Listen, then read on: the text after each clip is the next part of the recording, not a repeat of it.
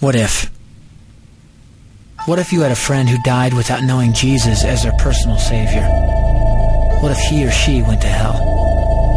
What if one day you received a letter in the mail from beyond? A letter from hell. A letter from your friend in the flames of eternal torment. The following is a dramatic presentation. It was written by a fictitious high school student named Josh to a friend named Zach. Although Zach had every opportunity to tell Josh about Jesus, he didn't. They were best friends. They played soccer together, they went to classes together, they partied together, they shared their lives with each other.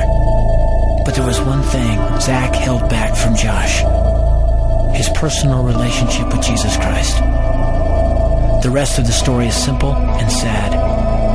A few too many beers, a tragic drive home, a crash, a death, a funeral, a letter.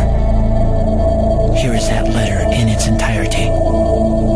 A letter from hell.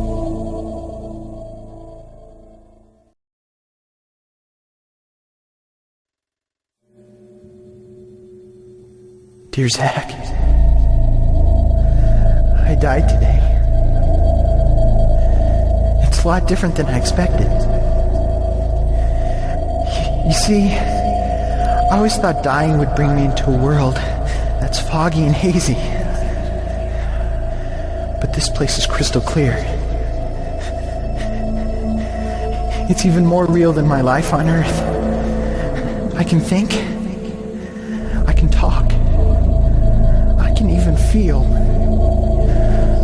Right after the wreck, I could feel my spirit leaving my body. It was the weirdest thing, Zach. I thought I heard you screaming out to me, man. I must have been just imagining things. At first, I was just standing in line, getting registered, I guess. They asked me for my name and began to look in this thing they called the Book of Life. I guess they couldn't find it, though, because this huge angel standing next to me grabbed me by the arm and started dragging me away. I was terrified. I had no idea what was going on. I asked the angel where he was taking me, but he didn't answer. So I asked him again. Finally, he told me that only those whose names were written in the Book of Life could enter into heaven. And the rest would be condemned to hell forever. Man, I was scared. The angel threw me into some kind of holding cell where I've been sitting and thinking for a long, long time. Do you want to know what I've been thinking about?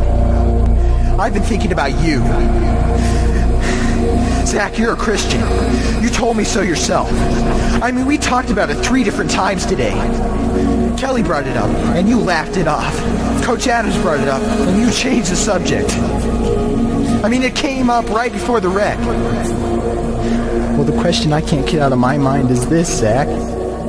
Why haven't you ever told me about how to become a Christian? I mean, you say you're my friend, but if you really were, you would have told me about this Jesus and told me how to escape this terrible place that I'm headed for. I can feel my heart pounding in my chest. The angels who have been chosen to cast me into hell are coming down the hallway. I can hear their footsteps. I've heard of this hell, Zach. They call it the lake of fire.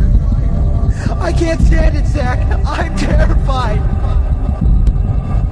No, the angels are at the door. Oh, no. No! They're coming in, and they're pointing at me. They're grabbing me and carrying me out of the room. I can already smell the burning sulfur and brimstone. I can see the edge of the cliff where hell burns. This is it. I am without hope. We're coming closer, closer, closer. My heart is bursting with fear. They're holding me over the flames. I'm damned forever. This is it. They have thrown me in. Fire. Pain. Hell. Why, Zach? Why didn't you ever tell me about Jesus?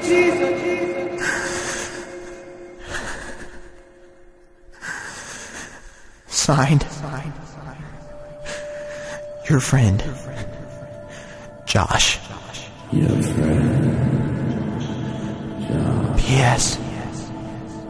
Welcome. Wish you were here. Wish you were here.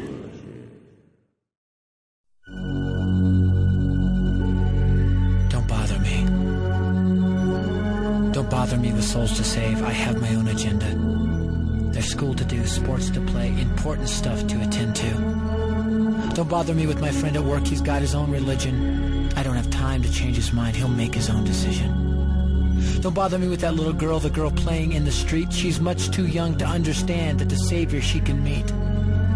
Don't bother me with the sounds I hear, the sounds of people shrieking, although I wonder who they are. Who are these victims screaming? Don't bother me with who they are. I really don't want the blame.